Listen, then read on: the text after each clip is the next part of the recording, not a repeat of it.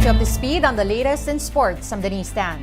Farm Fresh scores its first win while the Creamline Smashers stay unscathed in the PVL All-Filipino Conference. Here's the story. Santiago was there.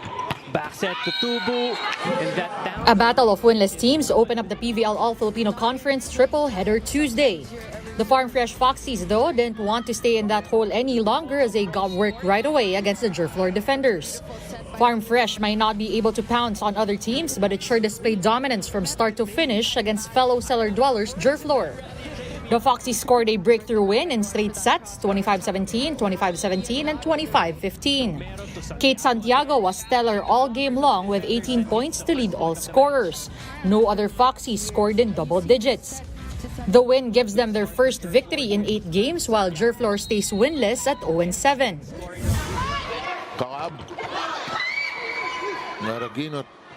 In the second game, the struggling next-led Chameleons upset their sister team Akari Chargers via morale-boosting 4-set win.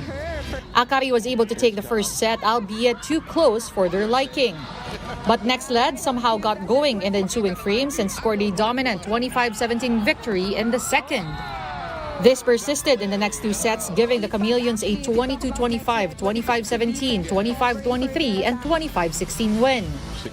4 Chameleons scored in double digits, led by 14 markers from May Luna. Dindin Manabat was the anchor as usual for Akari with 18 points. This is next-led's second win in 7 games, while Akari is right above them with a 3-4 win-loss slate. It's for the mother of Ate May who just passed away the other day. So instead of going home, she decided to stay and play for this game. So ayun, kaya sobrang naging emotional din yung panalo namin kanina. Exactly. He's been excellent on the middle also. In the third game, the Creamline Smashers made easy work of the F2 Logistics cargo movers. The Smashers only needed 3 sets to dispatch of F2 25-19, 25-21, and 25-16. Creamline remained unblemished through 6 games in the tournament. And they racked that win up even without captain Alyssa Valdez, which didn't see action despite not having an injury. The team was good enough to beat F2 with the 1-2 punch of Tots Carlos and Gemma Galanza, who had 15 and 11 points respectively. Kasi yung team naman ngayon, talagang may nawala, may dumating. Talagang tinitingnan namin sa ensayo, talagang sino yung magpe-perform. Nabigyan lang ng opportunity sila Pons na makalaro ngayong araw. Let's see sa mga susunod na game. PVL action resumes Thursday at the Phil Oil Eco Oil Center. Next-led looks to carve a winning streak against the Galleries Tower High Risers at 2 p.m.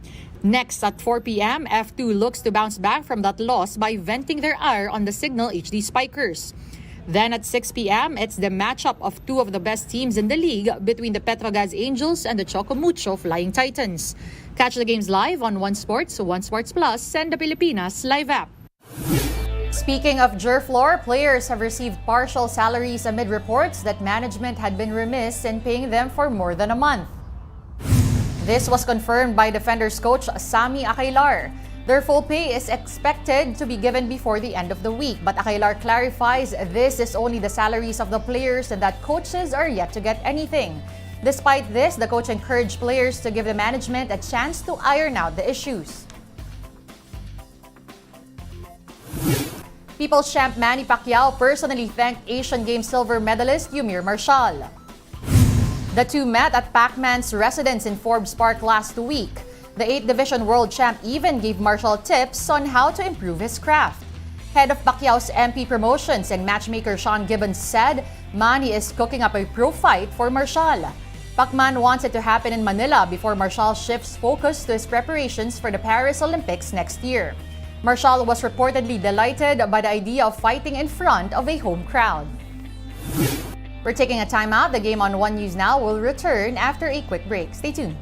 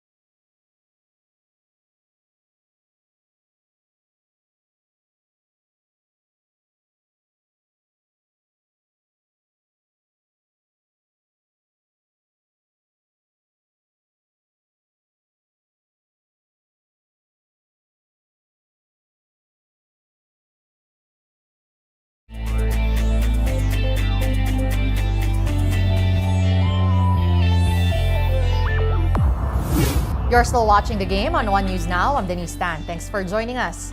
The TNT Triple Giga reclaimed the 3x3 crown after ruling Leg 5 of the Season 3 Second Conference.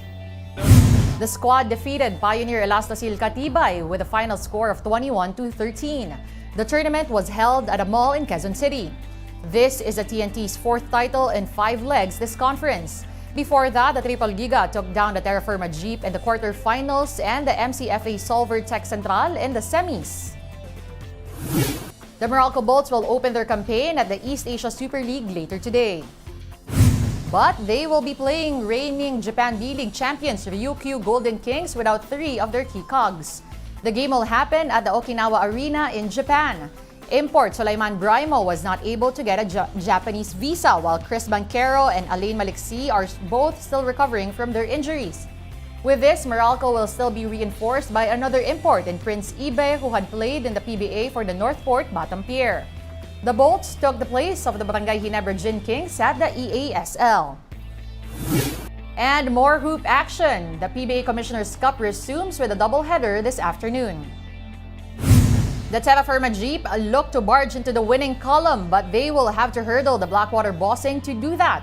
That's at 4 p.m. at the Inares Center in Antipolo. Then in the second game, the San Miguel Beermen kick off their campaign in the new conference against the NLEX Road Warriors. That's at 8 p.m.